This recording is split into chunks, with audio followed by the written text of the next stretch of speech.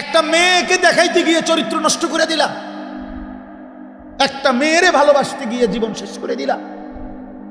আর পৃথিবীতে পুরুষ কোনো, বাকি পুরুষরা কোনো মহিলা পায় নাই, বিবাহ করে নাই, কথা বলেন না কেন? তো তুমি কি লেগে, কি এমন আশ্চর্য জিনিসের লেগে জিন্দিগিটা নষ্ট করে দিলা? এটা কি এমন 7,000 ধন যে এটার জন্য তুমি হায়াতটা নষ্ট করে দিলা, চরিত্রটা শেষ করে দিলা? ছি ছি ছি ছি ছি। আরে বোকা কি এমন বোকা হয়? এটা তো এমনি আসতেছে, হালাল আসতেছে কিনা বলেন না কেন? কোরআনে আল্লাহ বলেন, আমি যাকে পুরুষ বানিয়েছি, আমি আল্লাহর ওয়াদা তার জন্য তার হালাল স্ত্রী আমি তার দেহের অংশ থেকে বানায়া রাখছি। আর কেমনে কইতো আল্লাহ? বাংলায় কইতো আর বলেন, অমিন আয়াতিহি আন খালাকা লাকুম মিন আনফুসিকুম আজওয়াজা। রব্বুল আলামিন বলেন, আমার কুদরতের নিদর্শন, আসমান যেমন আমার কুদরত, জমিন যেমন আমার কুদরত, এমন আমার কুদরত আমি প্রত্যেকটা পুরুষের দেহের অংশ থেকে তার স্ত্রী বানিয়েছি। ওয়াজালা বাইনাকুম মাওয়াদ্দাতাম ওয়া রাহমাহ। রব্বুল আলামিন বলেন, এবং আমি আল্লাহ যাকে স্বামী স্ত্রী হিসাবে বানিয়েছি, সেই স্বামী আর স্ত্রীর মধ্যে ভালোবাসা আর দয়া মায়া আমি আল্লাহ নিজে দিয়ে দিয়েছি। এজন্য একবার স্ত্রী তো ভালোবাসে, আবার স্বামী অভাবগ্রস্ত, বিপদগ্রস্ত, অ্যাক্সিডেন্ট কিংবা অসুস্থ হয়ে পড়লে দয়া আর মায়া নিয়ে সেবাও করে, ঠিক কিনা বলেন? কিন্তু নর্তকী এটা করেন, বেহায়া নারী এটা করবে না। যার লগে প্রেম করে এবারে তোমার সুখ দেখলে আছে, দুঃখ দেখলে নাই। তোমার হাত ভাঙ্গা যাক না ফাও ভাঙ্গা যাক, এরপরে তোমার লগে আর ভালোবাসা নাই, তোমার 3টা লাথি দিয়া চলে যাবে। কিন্তু স্ত্রী কি এমন হয়? কথা বলেন না, পবিত্র স্ত্রী কি এমন হয়? তো আমি 6 মাস আমার পাও ভাঙ্গা ছিল, আমি মোটরসাইকেল অ্যাক্সিডেন্ট করে 2021 সালে, না জানি 20 সালে, করোনার বছর 20 সালে পাও ভাঙ্গা লাইছিলাম, একদম পাও হাড্ডিটা ভাঙ্গে আর আলাদা হয়ে গেছে। 6 মাস বিছানায় ছিলাম, 6 মাস। প্রথম 3 মাস তো এক সুতা নড়তে পারি, যেখানে আইনা হসপিটাল থেকে আইনা বয়াইছে আমার খাটে যেই পাশে দিয়ে, এখানেই পেশাব পায়খানা অজু গোসল নামাজ খানা খাদ্য এক জায়গা, 1 ইঞ্চি নড়চড় করতে পারি নাই, এভাবে ভাঙ্গা ছিল পাও। এই 6 মাস তো বিবি রাত দিন, আমার স্ত্রী আমার বিবি, সে তো আমার জন্য সীমাহীন দয়ার মায়া নিয়ে আমারে আগলাইয়া রাখছে। সে তো আমার সমস্ত জরুরতের যে কোনো পেশাব পায়খানা খানা খাদ্য সব কিছু হাসি মুখে বরণ করে নিছে। সে তো সেবা করছে, কেন? হালাল স্ত্রী হওয়ার কারণে, পবিত্র স্ত্রী হওয়ার কারণে, চরিত্রবান স্ত্রী হওয়ার কারণে। সিনেমার নর্তকী এটা দেখাবে, রাস্তার প্রেমিকা এটা দেখাবে? ছেলেদেরকে বুঝান, আপনাদের ছেলেদেরকে বুঝান, ওরা নষ্ট করে দিচ্ছে নিজের জীবন ভিন নারীর কাছে। মোবাইলে যে নারীর ছবি দেখে, সে নারী নিজের টাকা রোজগার করে, তোমার রূপ দেখাইয়া সে টাকা রোজগার করে, তোমার টাকাও শেষ করে, তোমার শরীরের যৌবনও নষ্ট করে, তোমার শুধু খোয়ায় আর হেবড়ি শুধু লাভ। আর তুমি আহাম্মক, তুমি তো আহাম্মক দেখা, বেওকুফ দেখা তুমি দেখো, তোমার জীবনও যায়, যৌবনও যায়, কিন্তু বেডির কি পয়সা কাম। নাউজুবিল্লাহ, নাউজুবিল্লাহ। আল্লাহ আমাদেরকে বিবেক দান করেন, বুঝ দান করেন, ঈমান আমলের দৌলত দান করেন। আমার বাপ, আমি হয়তো একটু শক্ত বলে ফেলছি, বেশি খোলামেলা বলে ফেলছি, কিন্তু এরপরেও আমাদের দরকার, আমাদের ছেলেদের হালাত বদলানো দরকার। আমাদের ছেলেদের এমন হবে কেন? মুসলমানের ছেলে 24টা ঘন্টা মোবাইলের থেকে যেন চোখটাও তুলতেছে, হাঁট চাইতে চাইতে হাঁটে, মোবাইল চাইতে চাইতে হেঁটে হাঁটে, মোবাইল চাইতে চাইতে পেশাব করে, মোবাইল চাইতে চাইতে টয়লেট বাথরুমের মধ্যে আপনার জরুরত সারে। মোবাইল দেখতে দেখতে ভাত খায়। আর এটা কি অপদার্থ? এরকম অপদার্থ হয় কেন? এটা মানুষের বাচ্চা এত বেউকুফ হয় কেন? জিন্দিগি পুরাটা বড় মোবাইলের হাতে দিয়ে দিলা, এটা কোন ধরনের কথা? এটা কেমন রুচি আপনি বলেন না? আমি অনেক সময় দেখছি আমার গাড়ি রাস্তার পাশে ছেলে পেলে মোবাইল টিপতে টিপতে যাইতে পুরা হরন কানের কাছে সাপ দিয়া ধরে ড্রাইভারে, তারপরে গিয়ে ডাকাইতে টের পায় যে কি আইছে, গাড়ি আইছে। এর আগ পর্যন্ত এতটা নেশা মোবাইলের। বলেন মানুষ আমরা বুঝি এটা তো একটা জরুরত। টেলিফোন এক সময় ছিল, এটা প্রয়োজন। চিঠি এক সময় ছিল প্রয়োজনের জন্য, ডাক পিয়ন প্রয়োজনের জন্য, মোবাইল এটা আমার প্রয়োজন, যোগাযোগের জন্য হইতেই পারে, জরুরত, এটা প্রয়োজন। কিন্তু এটা কি 24 ঘন্টা এটার মধ্যে পড়ে থাকতে হইব? এই জন্য তো বাকি কাজ দুনিয়ার হবে কিভাবে? দেশের উন্নয়ন হবে কিভাবে? ইসলামের উন্নয়ন হবে কিভাবে? মানবতার উন্নয়ন হবে কিভাবে? ছেলে পেলেদেরকে বুঝান, নাইলে মুশকিল আছে। দেশও নিচে পড়ে যাবে, ইসলামও নিচে পড়ে যাবে, নিজের দুনিয়াও শেষ, আখিরাতও শেষ। আমি জানি বাবা, বিশ্বাস করেন, আমি দুঃখে বলি, আমাদের কাছে ছেলেরা নিজেদের অবস্থা বলে, হালাত বলে, শুনতে কলজা শুদ্ধা কাঁপা ওঠে। ছেলে পেলেদের দুরবস্থার কথা শুনে, দুরবস্থা। আল্লাহ তাআলা আমাদের ছেলেদেরকে বুঝ দান করে। মুসলমানের ছেলে নামাজ না পড়লে বাপ চেহারা মলিন হয়ে যায়। চেহারার দিকে তাকায় দেখেন, বেনামাজি ছেলেদের চেহারা তাকায়, কত পাউডার ডলে, কত ফেয়ার এন্ড লাভলি লাগা, কত কিছু যে দেয়। এর পরেও মহিউস সুন্নাহ হযরত মাওলানা শাহ আবরারুল হক রাহমাতুল্লাহ আলাইহি, ভারতের এক বড় বুজুর্গ, থানভী রাহমাতুল্লাহ আলাইহির খলিফা, তিনি বলেন যে বেনামাজি, যে নাফরমান, হযরত বলেন আমি চ্যালেঞ্জ করে বললাম তোমরা তার কাছে গিয়ে দেখো, তার শরীরের মধ্যেই 24 ঘন্টা দুর্গন্ধ বিরাজ করে। তার শরীরের মধ্যে কি দুর্গন্ধ? এটা শরীরটাই দুর্গন্ধ, দুর্গন্ধ। এজন্য ইমানদার যারা নামাজি মানুষ দেখেন আপনি, এই মুরব্বীদের মধ্যে যারা নামাজি, ছেলেদের মধ্যে যারা নামাজি, এবারটা কোনো এত পাউডার মাউডার কিচ্ছু সেনেও নাই, ডলনও লাগে না। নামাজের সেজদাই তার শরীরের মধ্যে পবিত্র গ্রাণ তৈরি করে। আপনি দেখেন, আপনি দেখেন। এজন্য দয়া করে আমি যে আয়াতখানা পড়েছি, এটা সরান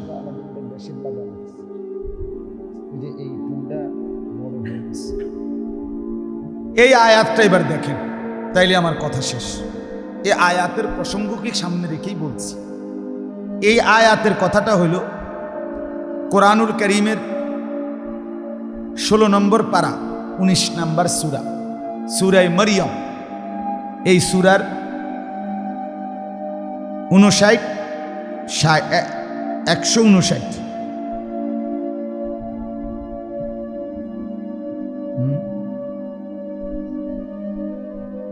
না, শুধু 59-60 এই দুইটা আয়াত তেলাওয়াত করেছি।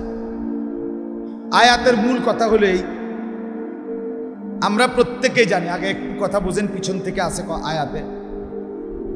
এই পৃথিবীতে প্রথম আল্লাহ তাআলা মানুষ আবাদ করছেন, শুরু করছেন কাকে দিয়ে? এটা আমরা বুঝি না সবাই? আদম এবং হাওয়া আলাইহিমাস সালাম, দুইজনই ছিলেন ইমানদার, দুইজনই ছিলেন কি?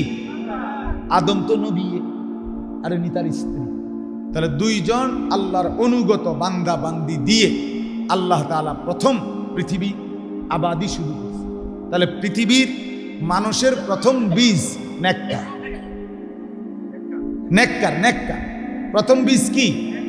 নেককার, ইমানদার। আচ্ছা, এরপরে হযরতে নূহ আলাইহিস সালাম একজন নবী। এই উনি আর আদম, এই দুইজনের মাঝখান দিয়ে একটা লম্বা সময় গেছে। এই সময়টাতে মানুষ হয়ে গেছে দুই রকম, কিছু ইমানদার, কিছু বেঈমান, কুফর, শিরিক, আল্লাহর নাফরমানি। আল্লাহ তাআলা তখন নবী পাঠালেন নূহ আলাইহিস সালাম। মাঝখান দিয়ে আরো দুইজন নবী আছে, হযরত শীশ আলাইহিস সালাম, হযরত ইদ্রিস আলাইহিস সালাম। ওনারা নূহ নবীর আগের নবী। তো এরপরে পৃথিবীতে আসলেন নূহ আলাইহিস সালাম। নূহ নবী 950 বছর একটানা এই অবাধ্য জাতিকে আল্লাহর দিকে ডাকছে। কয় বছর? 950 বছর। কিন্তু বাপ খামখেয়ালি কথা, 950 টাকা আর 950 বছর এক কথা। আমি এটা সবসময় বলি, 950 টাকা মানে 50 টাকা কম 1000, এটা সামান্য।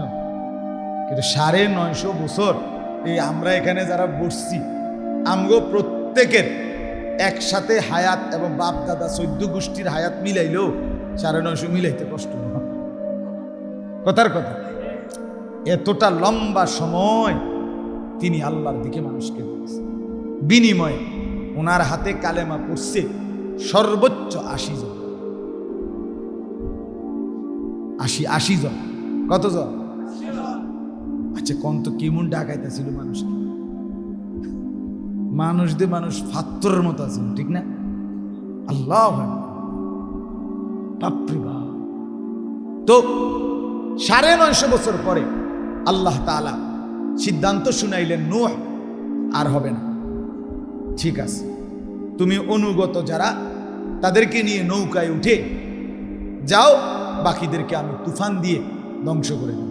মানে আমি সংক্ষেপে বলতেছি, আল্লাহ তাআলা বাকিদেরকে তুফান দিয়ে ধ্বংস করে দিলেন। নূহ নবী তার সঙ্গীদেরকে নিয়ে নৌকার মধ্যে বেঁচে রইলেন। ঠিক আছে না কথা? এই যে বাকিদেরকে ধ্বংস করলেন, এ তখন পুরা পৃথিবীতে আর কোথাও কোনো একজন নাফরমান পাপী অবাধ্য ছিল না, সব শেষ। এই দ্বিতীয়বার আবারও নৌকার থেকে যারা নামলো এবং পৃথিবী আবাদ হলো আবারও, এটা শুধুই ঈমানদার, শুধুই কি বলেন না? তাহলে কয়বার হইল? একবার আদম হাওয়া দিয়া পৃথিবী আবাদি শুরু করলেন, তাও দুজন কি নেককার। মাঝখান দিয়ে একটু সদর বদর হইল, তো আল্লাহ তাআলা আবার নূহ নবীর মাধ্যমে ওনার ঈমানদার সঙ্গীদেরকে রেখে বাকিদেরকে ধ্বংস করে বললেন, যাও আবার প্রথমতে শুরু করলাম, আগেরটা আবারও কি করলাম, বেঈমান সাফ করে দিলাম। এইবার আবারও ঈমানদার নূহ নবী এবং তার অনুসারীদেরকে নিয়ে আমি আল্লাহ তাআলা দুনিয়া আবাদি শুরু করব। নূহ নবীর আল্লাহ তাআলা বলেন, এইবার নূহ নবী এবং নূহ নবীর বংশধর অনুসারী, ওই যে 70-80 জন, এদের পরে যারা আসবে কিয়ামত পর্যন্ত, ধীরে ধীরে ধীরে ধীরে এরা এদের উত্তরসূরি। এরা কাদের উত্তরসূরি? নূহ নবী এবং তার সঙ্গীদের উত্তরসূরি কিনা বলেন না? উত্তরসূরি বুঝেননি? ওয়ারিস। আমি আমার বাবার কি উত্তরসূরি, আমার বাবা হলো পূর্বসূরি, আমি হলাম কি উত্তরসূরি। তাহলে পূর্বসূরি হলো নূহ এবং তার ঈমানদার সঙ্গীরা, আর এরপরে যারা আসবে কিয়ামত পর্যন্ত তারা কি উত্তরসূরি। এই আল্লাহ তাআলা এই আয়াতে 59 নম্বর আয়াত এবং আগের আয়াত থেকে আল্লাহ বলছেন, এই পরবর্তী উত্তরসূরি হবে 2 রকম, পরবর্তী জেনারেশন হবে 2 রকম। কয় রকম? ওয়ারিস হবে 2 রকম। 1 উত্তম ওয়ারিস, 2 নিকৃষ্ট ওয়ারিস। একদল হবে সর্বযুগে, আল্লাহ বলেন সর্বযুগে একদল থাকবে উত্তম ওয়ারিস, উত্তম উত্তরসূরি, আরেক দল হবে নিকৃষ্ট উত্তরসূরি। দেখার বিষয় হলো তুমি কোন দলে, খালাস। দেখার বিষয় হলো আমি কোন দলে। কথা বুঝেন নাই? এখন আল্লাহ তাআলা বলেন উত্তম উত্তরসূরি হবে কারা, উত্তম ওয়ারিস হবে কারা? আল্লাহ তাআলা বলেন উত্তম উত্তরসূরি হলো তারা আল্লাহর আয়াত, আল্লাহর কোরআন, আল্লাহর ওয়াহি, আল্লাহর নাম শুনলেই যারা সেজদায় লুটিয়ে পড়ে, আল্লাহর ভয়ে কাঁদতে শুরু করে।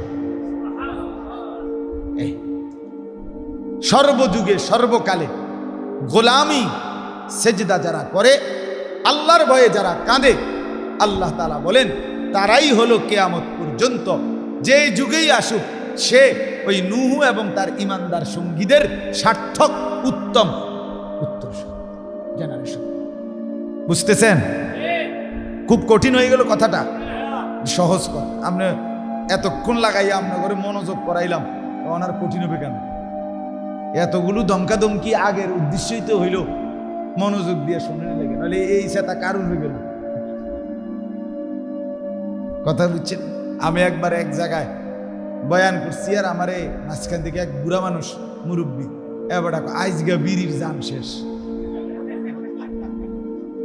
বিড়ির জান শেষ, আইজকে যেই ডলা দিচ্ছে আইজকে বিড়ির জান শেষ। এই জন্য বললাম আসলে এতগুলো কথা ধমকাধমকি করার মাকসাদ আমনগর লগে আমার একটা বিরাট কাজ যায় লেগে তো নাকি? কথা বলেন না? কোনো ঝগড়াঝাটি আছে? কোনো মহব্বতে বলছি, মহব্বতে বলছি, মাফ, ভালোবাসাই বলছি, ভালোবাসাই বলছি। আমি প্রতিদিন বলি বাপ, মাকসাদ একটাই, আমরা কেউ বলে কেউ শোনে, কিন্তু উদ্দেশ্য কি? উদ্দেশ্য মিলেমিশে একসাথে হব জান্নাতি। এটাই আমার মাকসাদ, একসাথে জান্নাতি হতে চাই, বড় মজা হবে বাপ। ভুল করেন না বাবারা, ছেলেরা, বাপ ভুল করো। কাফের বন্ধু হয় না, দুশ্মন বন্ধু হয় না। এই ফেসবুকওয়ালা ইউটিউবওয়ালা আমাদের বন্ধু, আমাদের বন্ধু আল্লাহ, আমাদের বন্ধু রাসূলুল্লাহ সাল্লাল্লাহু আলাইহি ওয়াসাল্লাম, আমাদের প্রিয় কাবা, আমাদের প্রিয় মদিনা। পরশুদিন আমার এক কাছের মানুষ, কলিজার টুকরা মানুষ, আমার বন্ধু নুরুল আলম কোম্পানিগঞ্জের ব্যবসায়ী, আমার শায়েখ আরিফ বিল্লাহ আল্লামা মুফতি মুশতাকুন নবী সাহেবের একেবারে কলিজার মানুষ। সে উমরা থেকে আসছে, এই 2-3 দিন। আমারে বলতেছে ভাই, রাত্রে ফোন দিছে, আমারে বলতেছে ভাই আপনি এক কথা বলছেন, এই কথাই উমরায় বারবার মনে হয়েছে, আপনার জন্য দোয়া করছি। কি বলছিলাম? আমি বলছিলাম যে এই 2 চোখ, যেই চোখ কালো গিলাফ দেখে নাই, সবুজ গম্বুজ দেখে নাই, সে চোখ দেখল কি? সে চোখ জীবনে দেখল কি?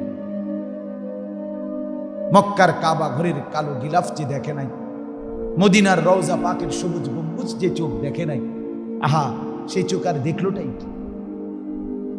দেখার মজা পাইলই কি? দেখার স্বাদ পাইল কি?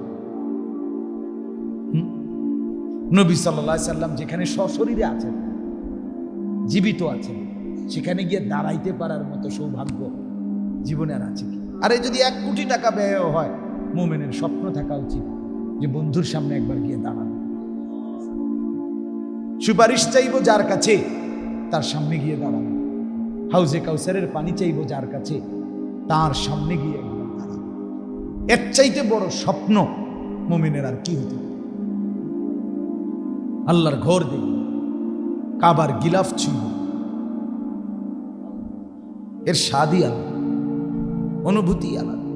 আপনাদেরকেও বলি বাপ, রাসূলুল্লাহ সাল্লাল্লাহু আলাইহি সাল্লামের ভালোবাসা নবীর অনুসরণের মাধ্যমে, নবীর জীবন গ্রহণ করার মাধ্যমে।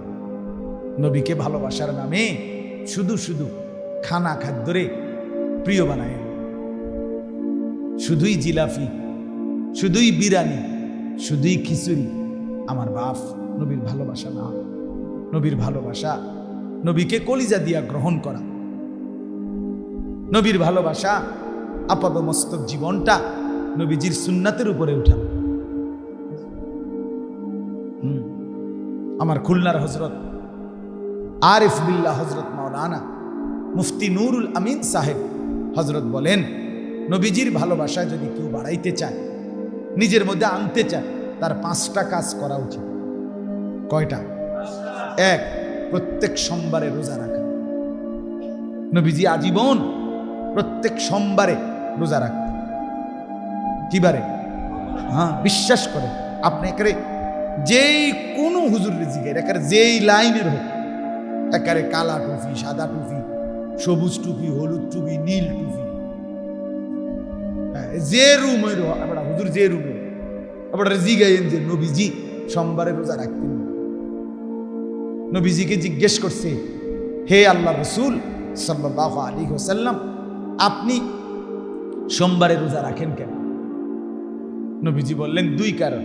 এক, প্রত্যেক সোমবারে আমি মিলাদুন নবী পালন করি। দুই, সোমবারে আমার উপরে কোরআন নাযিল হয়েছে। ফিহি বুলিতু, তরজমাটাই বলেন।